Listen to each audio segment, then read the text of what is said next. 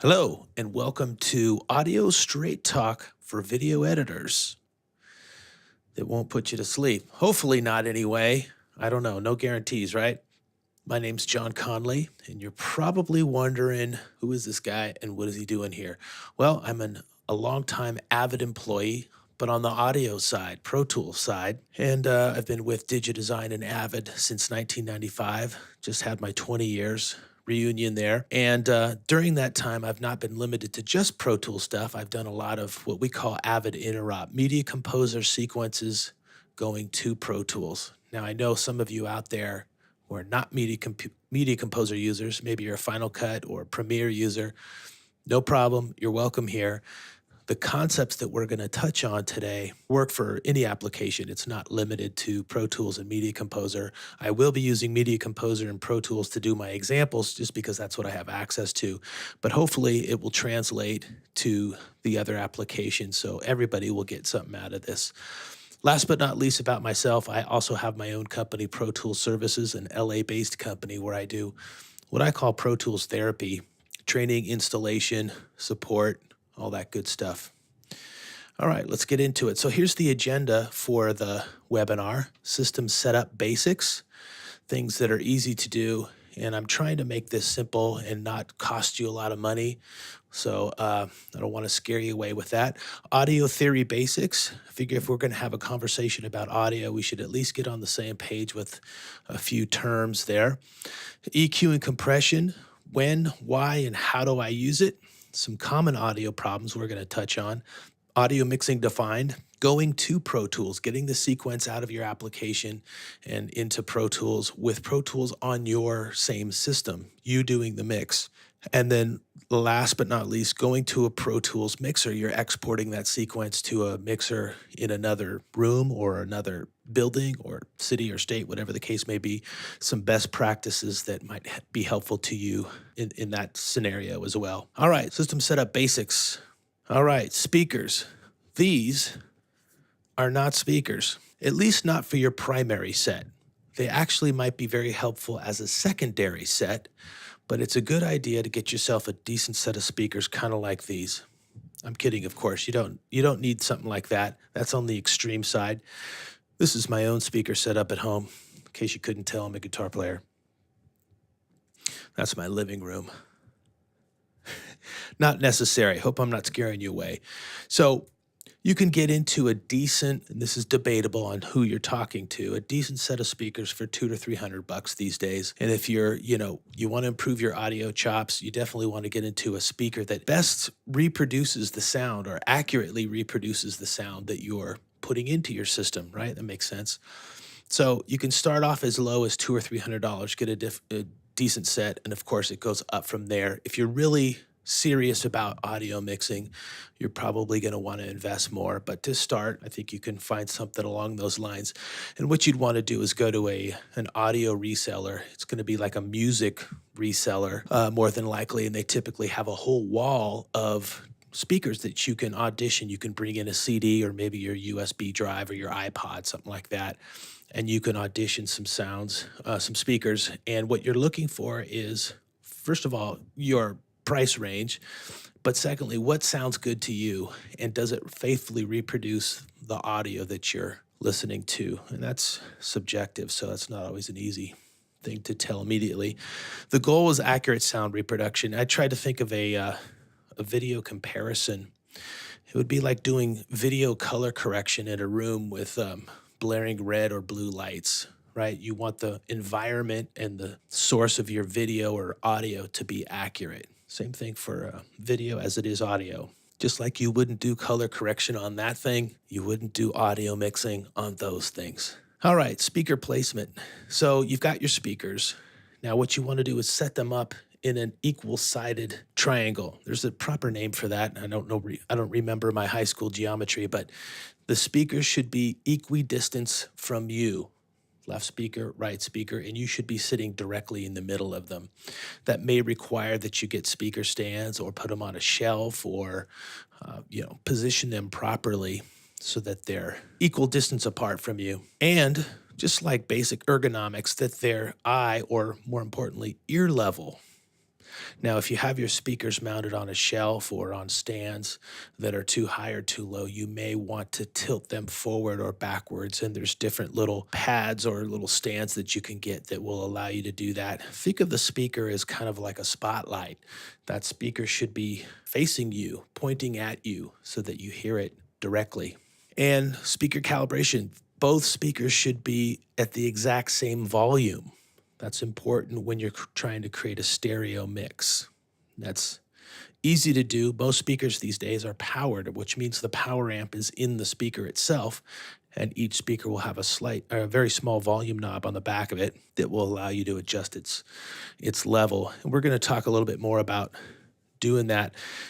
Media Composer and Pro Tools both have a plugin called Signal Generator that you can use to do this.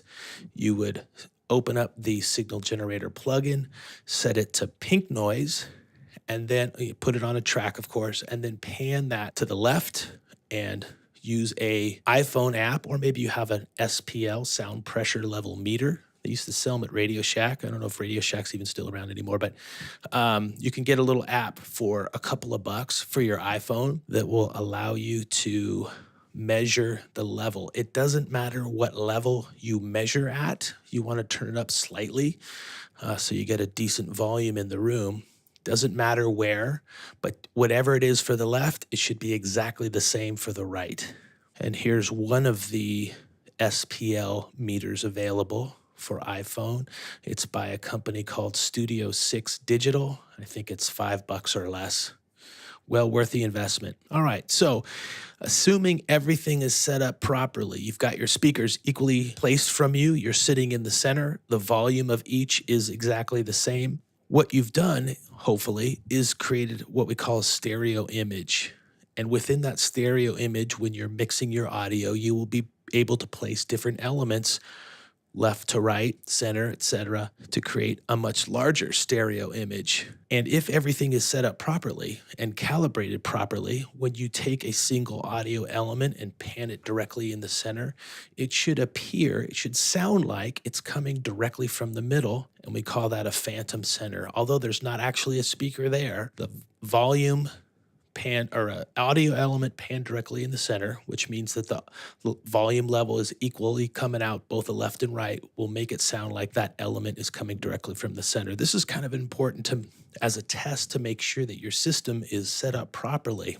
If not, if it appears to be coming from the left, that means your left speaker is probably a little bit louder than the right. So go back to the previous steps and calibrate them.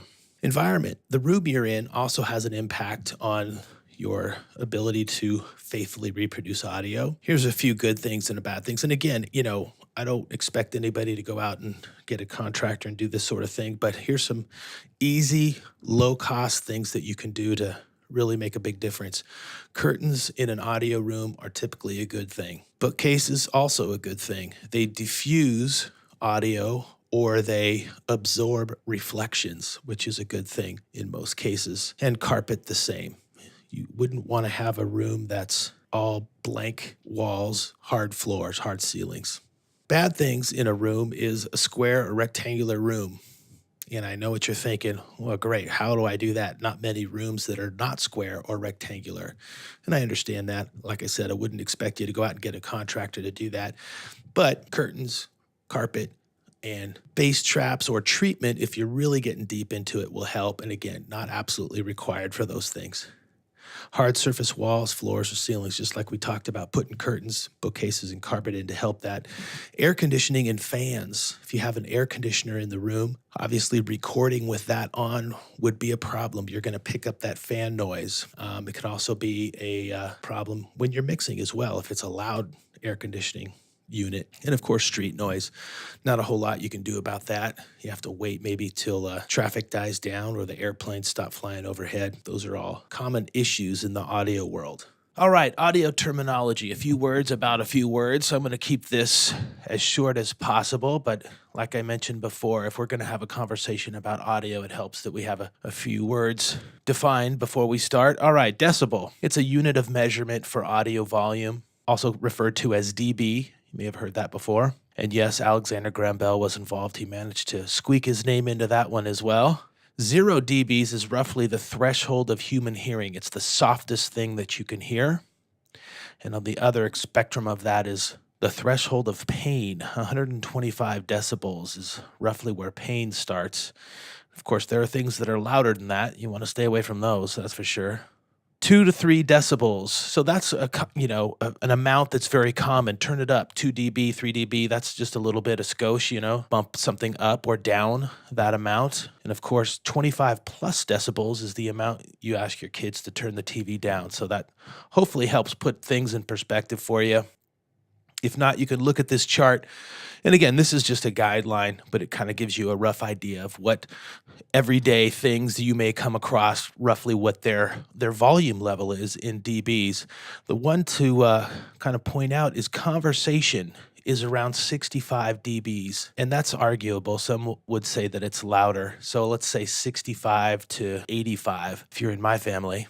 Vacuum cleaner around 80 dB, chainsaws, hammer drills, a jet taking off up in the 140 range. So hopefully that gives you an idea of the range of volume. Frequency as it relates to audio. Frequency, also known as Hertz, when it regards to audio, is cycles per second. And it directly relates to the pitch of a sound. So a pitch with a lower frequency is going to sound lower in pitch. An audio sound with a higher frequency is higher. And I realize that not everybody is a piano player, but probably everybody's sat at a piano at one point or another. And you know that the keys towards the left are lower pitched and therefore lower frequency. The keys to the right are higher pitched, higher frequency. Frequency and hertz. Those terms are often used together or actually interchangeable. It's describing how many hertz or how many cycles of frequency a particular audio sound is, and therefore what its pitch is. Humans are typically capable of 20 to 20,000 hertz. That's true if you're, 16 or younger maybe. My hearing is nowhere near that anymore. I think mine rolls off at about 14,000 hertz. I just can't hear those highs as much as I used to. Women typically hear better, or higher, I should say, than men. And of course, kids, both boys and girls, have better hearing than adults. Your hearing kind of tends to roll off as you get older. So to help put this in perspective, again, I'm using the piano, and I realize everybody's not a piano player, but middle C, the middle of the keyboard, is roughly 261 hertz. And here's a frequency chart that you can use if you had an idea of mixing music. But at the top of that list is the male and female voice.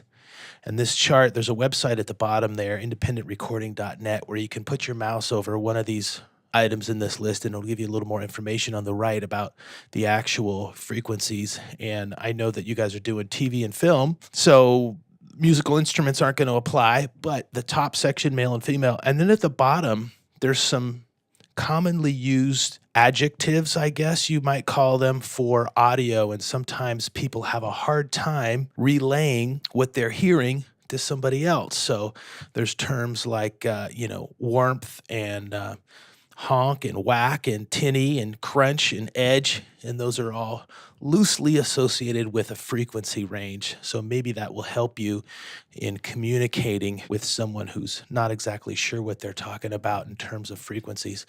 All right, EQ or equalization. So a device used to increase or decrease the volume of a particular frequency, as opposed to increasing or decreasing the entire audio signal. I just want to increase or decrease maybe just the bass, the lower frequencies, or maybe the treble. So if you look at this old home stereo, again, another relic, if you have one of these or you have seen one of these, bass and treble knobs. Those are a very basic example of an EQ or an equalizer. And that would be a 2-band equalizer because I have 2 knobs, one for bass, one for treble. Dynamics in general refers to basically anything that's variable, right? Dynamics as it relates to audio is the difference between quiet and loud volume. Dynamic volume, variable volume. Dynamic range is the difference between the quietest and the loudest volume in a particular piece.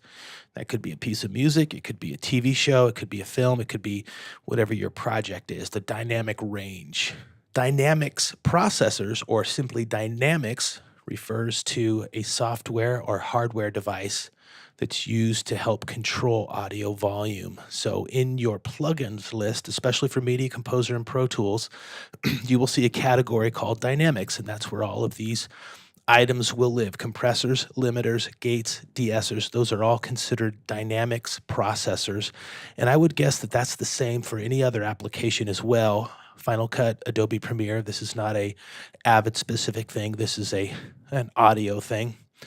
And yes, it has a few knobs, but don't worry, this one's pretty straight ahead. So we'll cover that a little bit later. Sample rate, I'm guessing many of you are probably familiar with this. Sample rate is the number of digital audio snapshots taken in 1 second. The process of converting audio from analog to digital is basically sampling it X number of times per second. Most often in TV and film, it's 48K or 48,000 snapshots per second. And again, for a video analogy, it's similar to frame rate. How many frames per second? And it can affect the quality of the audio. Audio CDs are 44.1 or 44,100 samples per second. And like I said, most television and post-production is all 48K. 96K is used in music recording oftentimes, but not always. And then 192K is available on most systems and is only reserved for Neil Young. Of course, I'm kidding. All right, bit depth, that's the other side of the sample rate coin. What is the resolution of each one of those snapshots? Each one of those samples has a resolution of 16, 24, or 32-bit floating point. And the video equivalent of this would be the video resolution, how much information or how much data is in each one of those snapshots. And again, an audio CD is 44.1K sample rate, 44,100 with a bit depth of 16. And again, most all TV and film is 48K sample rate, 48,000 samples per second with a bit depth of 24-bit. EQ and compression. When, why, and how. And I know this topic is, I don't know if it's confusing or complex or all of the above for a lot of people, including audio people too. So I want to try to demystify this a little bit and help put things in perspective. So common applications for equalizers, compressors, and limiters. We're going to get to that. But first, what are they and how do they operate? Before we can kind of put them to use, you kind of got to have an idea of how to use them. So we're going to do that. I'm going to try to make this quick. We talked about this a second ago, the home stereo, a 2-band EQ, a bass knob and a treble knob, right? Very effective. This is the stock EQ in Avid Media Composer. It's a 3-band EQ. It has 3 sliders there. Each one of them affect a different frequency range or a different pitch, right? You have some more variables. You have the ability to select or modify which frequency, what frequencies they change. In the TV or post-production world, a 2-band EQ, like the one on your home stereo, is like carving your Thanksgiving turkey with a popsicle stick. You might be able to get the job done, probably not going to be pretty. The Avid Media Composer EQ, on the other hand, is like using a butter knife. It's a serrated butter knife, I'll give it that, but it's still a butter knife. Again, you could get the job done, but probably not the most graceful way to do it. Now this I know, sends off alerts to a lot of people already. Look at all those knobs. This would be like using a chainsaw or a scalpel or a chef's knife, your choice, to carve that Thanksgiving turkey. It gives you a lot of flexibility. At the same time, it doesn't have to be all of that. You could use it in a very basic form and get great results, and we're going to show you how to do that. Okay, so we're in Media Composer, and I have a dialogue track here that has some P's and T's, very much like the audio of this webinar. A P hits and it pops. You know, you've heard that before. I'm going to play it right here. Take advantage of the Explore London ticket package. It's got a couple of P's in there that are hitting too hard. So how am I going to get rid of that? I mean, I could go in there and try to cut them out. That's not going to work very well. I would leave some gaping holes in there. So what I've done is I've put in that friendly 7-band EQ. Yes. If you don't know how to get to that, let me close that here and show you. This is my Avid Media Composer timeline here, and I'm going to show the expanded view so I can see the audio inserts on this track. I've put an EQ 7-band on here. Now I'm going to show you just a list of plugins here that's available. Mono to stereo, of course. Here's the dynamics category we talked about earlier. And in my system, I have a large variety of dynamics plugins. This is the Dyne 3 compressor that we used earlier. And in this case, I just went to the mono EQ, EQ3 7-band. That's what we're using right here. So I'm going to use the high pass filter to help eliminate that popping P sound. And what a high pass filter does is it filters out or eliminates everything below a certain frequency and lets everything above it pass freely. High frequencies pass. That's a high pass filter. So in this case, I've enabled it by turning the clicking on the in button, and I can adjust the frequency to whatever I want. And then this is how steep of a slope do I want to have on that filter. I'm going to make it as steep as I can. I'm going to bypass it. Let's listen to this a couple of times. I'm going to loop it and see if we can hear the difference. Now, when you're tweaking audio, it's always a good idea to use the bypass. What does it sound like before and after? Use that bypass button to turn it on and turn it off, right? So I'm going to bypass the EQ. We're going to listen to it, and I'm going to turn it on, and then I'm going to find the frequency that is most helpful in this situation. Take advantage of the Explore London ticket package. I've enabled the EQ. Take advantage of the Explore London ticket package. I'm going to take this frequency Take up. advantage of the Explore London ticket package. Take advantage of the Explore London ticket package. Now you notice if I go too far, the voice starts to get nasally. London I don't want that, so I'm going to back it down. Take advantage of the I eliminate Explore all London that plosive P, but I take take advantage away some of of Explore London the ticket depth package. of the voice as well. Take advantage of the Explore London ticket package. Take advantage of the Explore London ticket package. Okay, so if Take I bypass advantage it now, of the Explore London ticket package. there's my plosive Take P's advantage back, of the Explore London ticket package. and I'm going to put the Take EQ advantage of the Explore London ticket package. Take advantage of the Explore London ticket package. in. All right, hopefully you can hear the difference there with the EQ in, where the big P's are minimized. They're not gone, but they're minimized. I don't want to eliminate them altogether, but this high pass filter of the EQ3 7-band plugin allowed me to do that. Now that's on the track, so it's going to apply to everything on this audio track. And this is why it's important, and we're going to talk about this a little bit later, that each character has its own track, because you're going to find an EQ setting that might be appropriate for a particular character, and you want to stick with it for the duration of at least the scene, right? Probably the whole production. We've rolled off the low end using a high pass frequency filter. Now, it definitely helps, but it still doesn't sound nice. It sounds a little bit muffled to me. And I'm basically thinking about, if this person were standing right in front of me, what would they sound like? And I'm going to play this. Let's think about that. Take advantage of the Explore London ticket package. This includes a 6-hour Heathrow Express. It sounds slightly muffled, so I'm going to use that EQ again, and I'm going to loop the audio. Take advantage of the Explore London ticket Okay, package. so This includes I'm a just going to bring up 6-hour the Heathrow Express high return mid ticket frequencies and a little one-day bit. underground travel card. Take advantage of the Explore London ticket package. This includes a 6-hour Heathrow Express return ticket with it and a in, one-day and then with underground that travel band card. eliminated. Take advantage of the Explore London ticket package. This includes a 6-hour Heathrow Express return ticket and a one-day underground travel card. Take advantage of the Explore London ticket package. Okay. Now it's a little bit hard to hear, but basically I've increased the high mid frequencies just a bit so that the voice sounds a little more present and it's going to help it cut through. It might sound a slight bit nasally right now because we've rolled off the lows. I can either take that frequency down so it doesn't sound as nasally or leave it in, and with all of the other elements in the project, it will probably be okay and it will sit nicely. It will cut through the other audio and kind of sit up in front.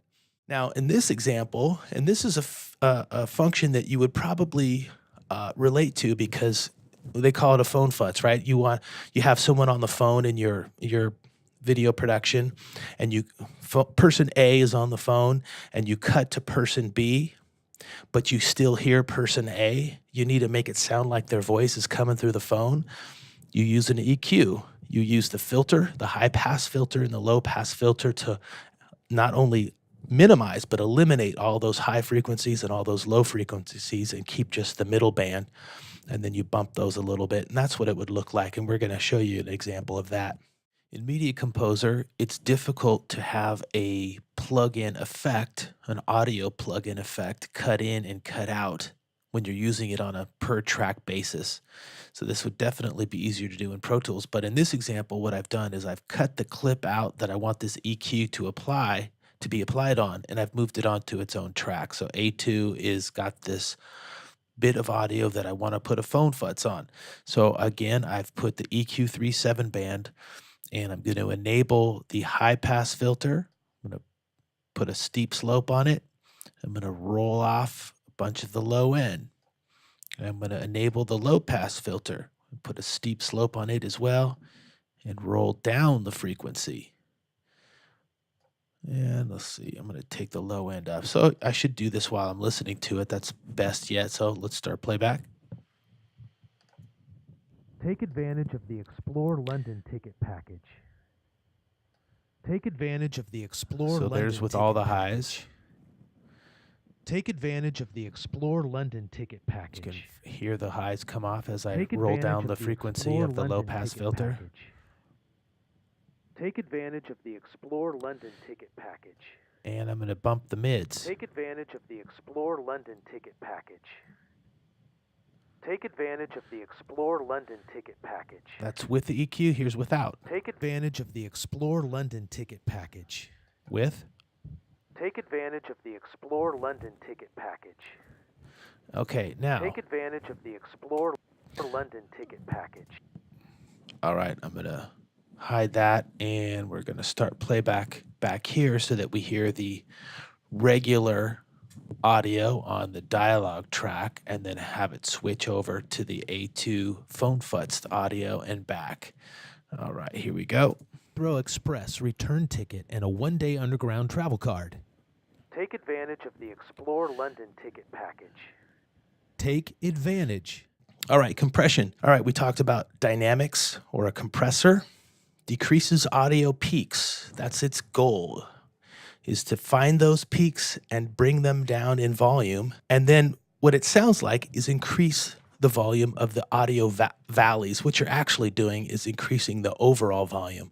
But by minimizing the peaks, you can bring everything up so that it makes things sound bigger and more full. We're going to show an example of that as well. Dialogue and vocals, whether you're doing post-production or music production, almost always, and again, the rule is no rules, but almost always you'll have a compressor on dialogue. It just helps it sit in the mix better. And remember, we talked about dynamics and dynamic range. The human voice is very dynamic. It has peaks and valleys within one word even. A syllable is louder in some places of the word than it is in the other. Vowels and consonants all have an impact on the volume. A compressor helps regulate that or level that out. Effects, compression is optional if you're doing, Foley or street noise or gunshots or explosions or whatever. Very likely we'll use compression as well. Music is a little bit different. If you get music, especially off a commercially purchased CD, music is typically very compressed already. That's why when you bring a music track into your sequence, the volume is so loud, you have to knock it down by 20 dB or more. It's because it's extremely compressed. The peaks have been reduced significantly and the overall volume has been increased. So most often you don't need to apply compression on music because it's so compressed already. The overall audio mix. So yes, you typically are going to use a compressor or a limiter. A limiter is like a compressor on steroids. You want to have all of your dialogue, effects, and music as a whole compressed so that they are bigger and louder. Here's an example of the Dynamics 3 compressor limiter. This is a stock compressor in Avid Media Composer and Pro Tools. And again, as we mentioned before, the function of this compressor is very much the same as any compressor. So if you're using Final Cut or Premiere or anything else for that matter, you probably have a compressor plugin or function that looks very similar to this. And there's only a couple knobs that we really need to deal with here, the gain and the threshold. That's it for now anyway. No, that's it actually, I promise. Setting the threshold level so that the GR, the gain reduction meter, lights up approximately 50% of the time. That is your threshold knob. And the orange arrow on the left corresponds directly to the orange knob. That's going to vary based on whatever track or signal you're running through this compressor. There's not a single correct setting for this because it's all dependent on whatever the recording is. I have a dialogue track that I've got soloed up here, and let's play it. And I'm going to find the perfect threshold and gain it up. I'm going to leave my ratio at 3:1. Not going to touch that. Take advantage of the Explore London ticket package. Okay, This here's my includes a 6-hour Heathrow Express threshold return level. ticket and a 1-day underground travel card. Take advantage of the Explore London ticket package. This includes a 6-hour Heathrow Express A little bit return lower. ticket and a 1-day underground travel card. Take advantage of the Explore London ticket package. This includes a 6-hour Heathrow Express return ticket and a 1-day underground travel card. Take advantage of the Explore London ticket Okay. package. So This the includes a 6-hour gain reduction Heathrow light comes on Express return about ticket and a 50% or 1-day less. underground travel card. And it's about Take minus advantage 21. of That the doesn't matter the Explore number. London I'm just ticket looking at the package. meter. This Now I'm going to includes a take the 6-hour gain up. Heathrow Express return ticket and a 1-day underground travel card. Take advantage of the Explore London ticket package. This includes Take a it up 6-hour about 6 Heathrow dB, Express and I'm going to return bypass ticket it. and a Let's see what it 1-day sounds underground travel without card. the plugin. 1-day underground travel card. Take advantage of the Explore London it? ticket package. This includes a 6-hour Without it. Now, it's not a huge gain difference, but it makes the voice thicker, gives it more body, and that will help sit it in the mix a little bit easier. We've got a simple sequence here in Media Composer. This A1 track, which I'm going to rename Dialogue, or Dialogue. This is the same dialogue track we used earlier for the EQ and compression examples.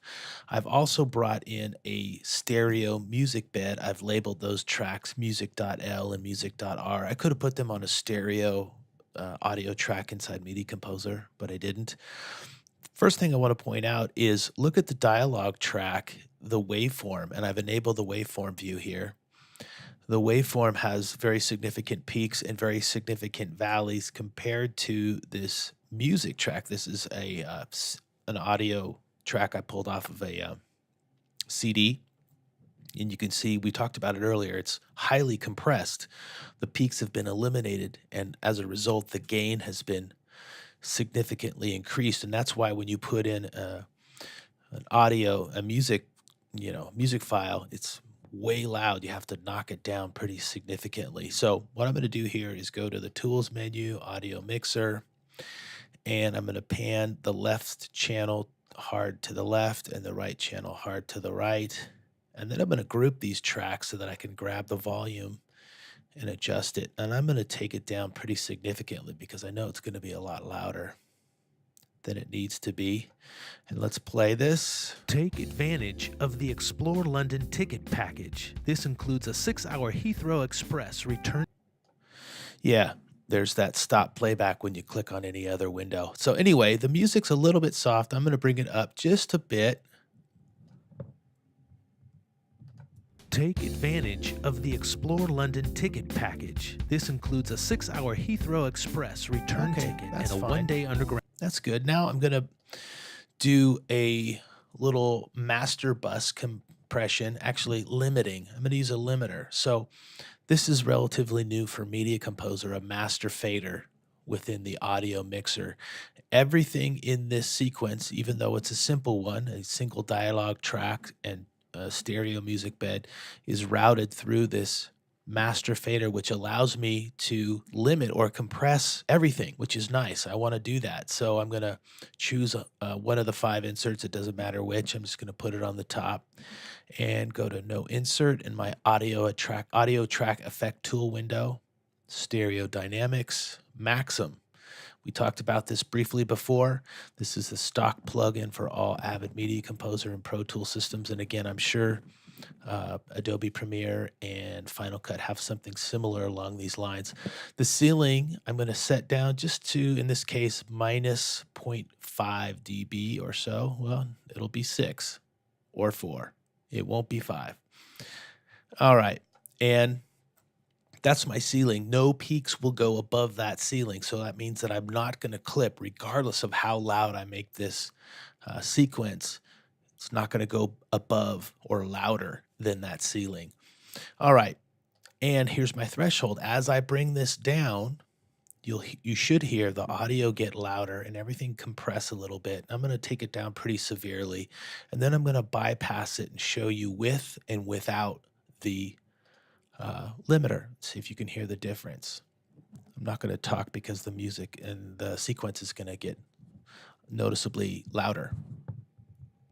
Take advantage of the Explore London ticket package. This includes a 6-hour Heathrow Express return ticket and a one-day underground travel card. Take advantage of the Explore London ticket package. Take advantage of the Explore London ticket package. That's with the limiter.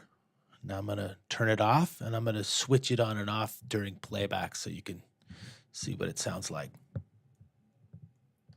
Take advantage of the Explore London ticket package. This includes a 6-hour Heathrow Express return ticket and a one-day underground travel card. Take advantage of the Explore London ticket package. Take advantage of the Explore London ticket package.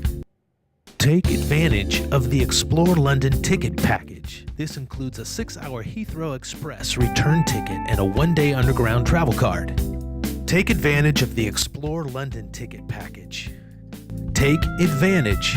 All right, so hopefully you heard the before and after with the limiter. Very easy to use. Set the ceiling a little bit lower than 0. That's the default setting.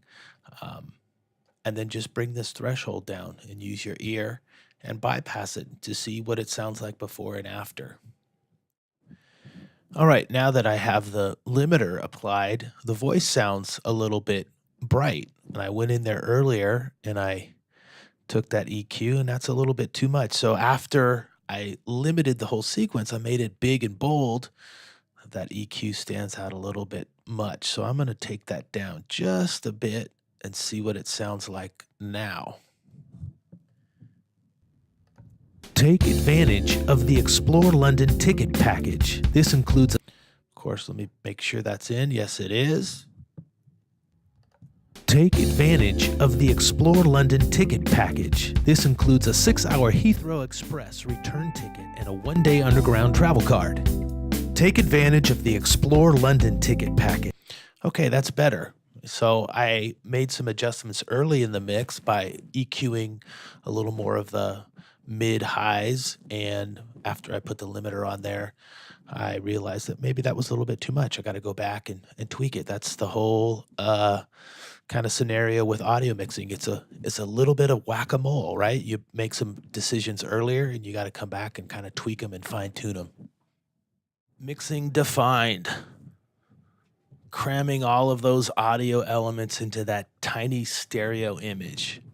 And depending on what kind of work you're doing, that could be a lot of audio elements. I use the term audio elements for dialogue tracks, effects tracks, music tracks, Again, depending on what you're doing, it might be a low number. It might be 6 or 8 or 10 tracks of audio that you're combining, you're mixing.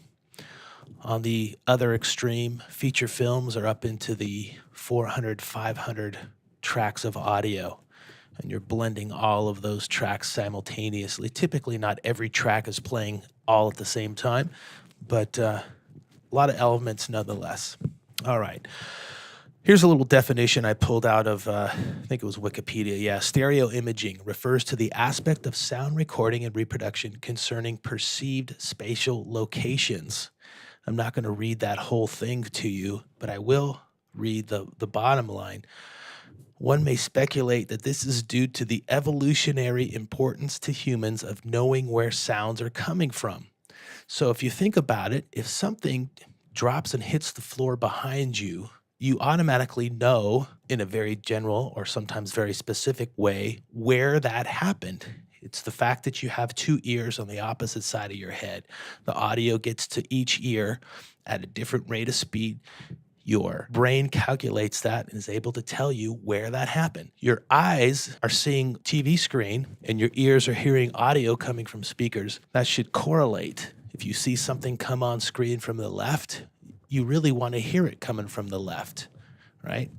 So that's an important aspect of mixing. You want to place things on the screen where they belong.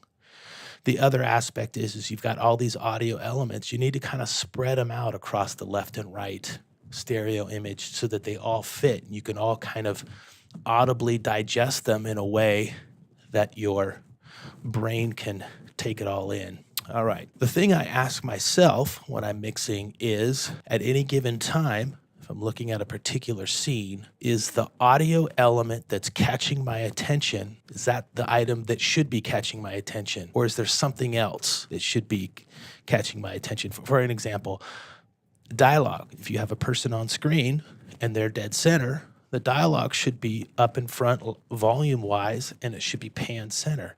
If you have two people on screen, both of their dialogues should be roughly equal, unless one's a little bit farther away than the other on screen, and they should be panned slightly left, slightly right to correspond with their physical location on screen.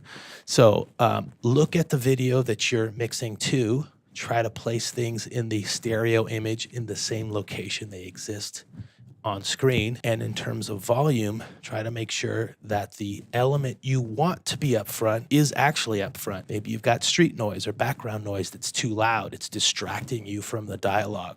You need to bring that down, or you need to bring the dialogue up.